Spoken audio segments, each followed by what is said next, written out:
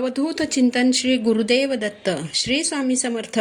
सर्वांचं श्री स्वामी समर्थ कृपा या माझ्या मराठी यूट्यूब चॅनलवर मनापासून खूप खूप स्वागत. स्वामी महाराज तुमच्या सर्व चांगल्या इच्छा पूर्ण करोत हीच स्वामींच्या चरणी प्रार्थना करते आणि आज या नवीन व्हिडिओला सुरुवात करते.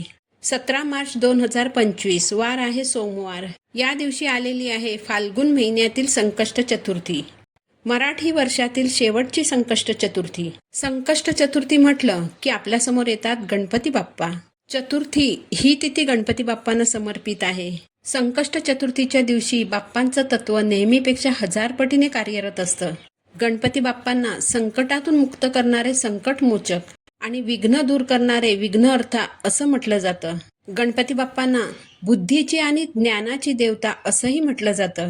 संकष्ट चतुर्थीच्या दिवशी बाप्पांची विधिवत पूजा करण्याला अतिशय महत्त्व आहे. बाप्पांची विधिवत पूजा केल्यामुळे बाप्पा प्रसन्न होतात आणि आपल्या बऱ्याच समस्या, आपल्यावर येणारी संकट, आपल्या आयुष्यातील बरीचशी विघ्न अशी विधिवत पूजा केल्याने देखील सहजपणे सोडविली जातात. म्हणूनच गणपती बाप्पांना संकटातून मुक्त करणारे संकटमोचक आणि विघ्न दूर करणारे विघ्नहर्ता असं म्हटलं जातं.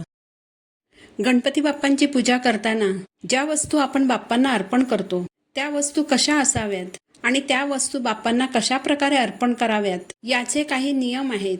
त्या नियमांचं पालन आपल्याला बाप्पांची पूजा करताना करायचं आहे. तर हे कोणते नियम आहेत हे आज मी तुम्हाला या व्हिडिओमध्ये सांगणार आहे.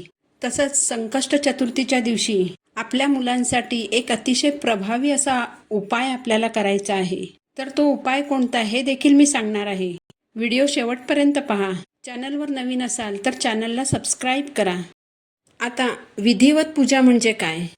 तर बघा, जेव्हा आपण आपल्या देवतांच्या पूजा करतो, आराधना करतो, तेव्हा ती अगदी मनापासून करत असतो. पण कधीकधी असं होत असतं की आपण आपल्या देवतांच्या पूजा करताना आपल्याकडून कळत न कळत काही ना काही चुका होत असतात. या चुका आपल्या लक्षात देखील येत नाहीत. तर बाप्पांची पूजा करताना काही गोष्टी प्रामुख्याने लक्षात ठेवायच्या असतात. बघा, देवांचे देव महादेव यांनी गणपती बाप्पांना प्रथम पूजनीयचा मान दिलेला आहे. तर बाप्पा हे प्रथम पूजनीय असल्याने पूजा करताना सर्वप्रथम बाप्पांची पूजा करायची. देवांना स्नान घालताना सर्वप्रथम बाप्पांना स्नान घालायचं आणि पूजा करताना देखील सर्वप्रथम बाप्पांची पूजा करायची. संकष्ट चतुर्थीच्या दिवशी बाप्पांच्या आवडीच्या वस्तू त्यांना अर्पण करायच्या. गणपती बाप्पा हे एकच असे पुरुष देवता आहेत की ज्यांना हळद कुंकू अर्पण केलं जातं. बाप्पांना हळद कुंकू अर्पण करताना ते ओलं करून अर्पण करावं. इतर पुरुष देवतांना हळद कुंकू अर्पण केलं जात नाही. बाप्पांना दुर्वा अतिशय प्रिय आहेत, पण बाप्पांना कधीही सुट्ट्या दुर्वा अर्पण करायच्या नाहीत. तर दुर्वांची जुडी बाप्पांना अर्पण करायची. तसंच दुर्वांची जुडी बाप्पांना अर्पण करताना ती त्यांच्या चरणावर अर्पण करायची नाही. तर दुर्वांची जुडी ही बाप्पांच्या पोटाजवळ ठेवायची आहे. बाप्पांना अर्पण करायच्या दुर्वा ह्या सर्वांनी पायदळी तुडवलेल्या दुर्वा बाप्पांना अर्पण करू नयेत. घाणेरड्या जागेवरच्या किंवा रस्त्याच्या कडेला उगवणाऱ्या दुर्वा बाप्पांना अर्पण करू नयेत. बाप्पांना अर्पण करायच्या दुर्वा ह्या स्वच्छ ठिकाणावरूनच घ्यायच्या. बाप्पांना ताज्या दुर्वा अर्पण कराव्या. एक दुर्वा जिला 3 काड्या असतील अशी एक दुर्वा घेऊन 21 दुर्वांची जुडी बनवायची आणि बाप्पांना अर्पण करायची. बाप्पांना जास्वंदाचं फूल अतिशय प्रिय आहे, पण जास्वंदाचं फूल जर नाही मिळालं तर कोणतंही लाल रंगाचं फूल अर्पण करा. संकष्ट चतुर्थीचा उपवास जर केला तर चंद्रोदय झाल्यानंतरच उपवास सोडावा. चंद्रोदय व्हायच्या अगोदर उपवास सोडू नये. चंद्रोदय झाल्यानंतर चंद्राची पूजा करून मग उपवास सोडावा. बघा, बरेच जण असे असतात की त्यांची औषधं घेण्याची ठराविक वेळ असते, त्यामुळे त्यांना ठराविक वेळेत जेवावंच लागतं. तर अशा वेळी उपवास न करता मनापासून बाप्पांची सेवा करावी आणि बाप्पांची विधिवत पूजा करावी. कारण बाप्पांची विधिवत अशी पूजा केल्यामुळे बाप्पा प्रसन्न होतात. तर 17 मार्च रोजी सोमवारी संकष्ट चतुर्थीच्या दिवशी आपल्याला एक अतिशय प्रभावी असा उपाय करायचा आहे. हा उपाय आपल्याला आपल्या मुलांसाठी करायचा आहे. मुलं लहान असतील तर मुलांसाठी हा उपाय आईने करावा. जर मोठी मुलं असतील तर त्यांच्याकडून हा उपाय आई वडिलांनी करून घ्यावा.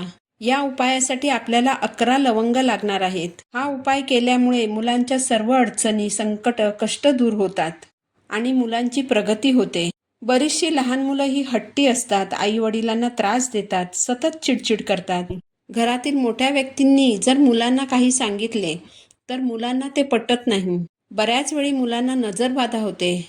कधी मुलं अभ्यासच करत नाहीत, त्यांचं अभ्यासात लक्ष लागत नाही. तर कधी काय होतं की काही मुलं खूप अभ्यास करतात पण वाचलेलं त्यांच्या लक्षातच राहत नाही. यामुळे ही मुलं इतर मुलांच्या तुलनेत मागे राहतात. त्यामुळे मुलांची प्रगती होत नाही. मुलं जर मोठी असतील, प्रयत्न करूनही कष्ट करूनही त्यांना नोकरी लागत नसेल तर त्यांच्यासाठी देखील हा उपाय चालू शकेल. लवंगांच्या उपायांना ज्योतिषशास्त्रामध्ये आणि वास्तुशास्त्रामध्ये देखील अतिशय महत्त्व आहे. लवंग हा मसाल्याचा जरी पदार्थ असला आणि जेवणातील चव वाढवण्याचं काम करत असला तरी लवंग हा आपल्या आयुष्यातील अडचणी सोडविण्याकरिता देखील वापरला जातो. लवंग हा लक्ष्मीकारक पदार्थ आहे. आपल्या घरातील, आपल्या आयुष्यातील नकारात्मकता दूर करण्यासाठी लवंगांचे उपाय केले जातात. तर संकष्ट चतुर्थीच्या दिवशी हा उपाय आपण कधी करायचा आहे? तर हा उपाय तुम्ही सकाळपासून रात्रीपर्यंत कधीही करू शकता. यासाठी 11 चांगल्या लवंग घ्यायच्या. तुटलेल्या लवंग घ्यायच्या नाहीत. अखंड असतील म्हणजेच ज्या लवंगांना फूल आहे अशा 11 लवंग घ्यायच्या. या 11 लवंग उजव्या हातात घ्यायच्या. मुलं जर लहान असतील तर आईने मुलांना जवळ घेऊन आईने हातात लवंग घ्यायच्या. मुलं जर मोठी असतील तर मुलांच्या उजव्या हातात लवंग ठेवायच्या. मूठ बंद करायची आणि आपली मुलांबाबतची जी कोणती इच्छा असेल ती बाप्पांना सांगायची. त्यानंतर 3 वेळा अथर्वशीर्ष म्हणायचं. तिसऱ्या वेळी अथर्वशीर्ष म्हणताना ते फलश्रुती सहित म्हणायचं. बाप्पांना पुन्हा एकदा आपली इच्छा सांगायची आणि माझी इच्छा पूर्ण करा अशी बाप्पांना प्रार्थना करायची आणि मी करत असलेली सेवा मान्य करून घ्या अशी बाप्पांना विनंती करायची. मग हातात असलेल्या 11 लवंगांमधील 1 लवंग काढून घ्यायची. ती मुलांना खायला द्यायची आणि उरलेल्या ज्या 10 लवंग असतील त्या एका डबीत ठेवून बाप्पांच्या चरणाशी ठेवून द्यायची. डबीत ठेवलेल्या या 10 लवंग दुसऱ्या दिवशी डबीतून काढून हातात घ्यायच्या. 3 वेळा अथर्वशीर्ष म्हणायचं आणि त्या 10 लवंगांमधील 1 लवंग काढून मुलांना खायला द्यायची आणि उरलेल्या ज्या 9 लवंग असतील त्या पुन्हा डबीमध्ये ठेवायच्या आणि पुन्हा ती डबी बाप्पांच्या चरणाशी ठेवून द्यायची. उरलेले ज्या 9 लवंग आहेत त्यांच्यावर देखील अगदी अशाच प्रकारे बाप्पांची सेवा करायची. हा उपाय 17 मार्चपासून म्हणजे संकष्ट चतुर्थीपासून चालू करायचा आणि पुढील 11 दिवस हा उपाय चालू राहील. शेवटच्या दिवशी जेव्हा 1 लवंग उरेल ती देखील अगदी अशाच प्रकारे उजव्या हाताच्या मुठीत घेऊन 3 वेळा अथर्वशीर्ष म्हणायचं आणि ती लवंग मुलांना खायला द्यायची. अशा प्रकारे शेवटच्या दिवशी हा उपाय समाप्त होईल. ही सेवा केल्याने मुलांची प्रगती होईल. मुलांच्या वागण्या बोलण्यात होत असलेला फरकही तुम्हाला दिसून येईल. तर हा अगदी साधा सोपा उपाय तुम्ही संकष्ट चतुर्थीच्या दिवशी तुमच्या मुलांसाठी आवर्जून करा. तुमच्या मुलांना याचा नक्कीच फायदा होईल. तर झालेली सेवा मी महाराजांच्या चरणी अर्पण करते. पुन्हा भेटू नवीन व्हिडिओसोबत. श्री स्वामी समर्थ.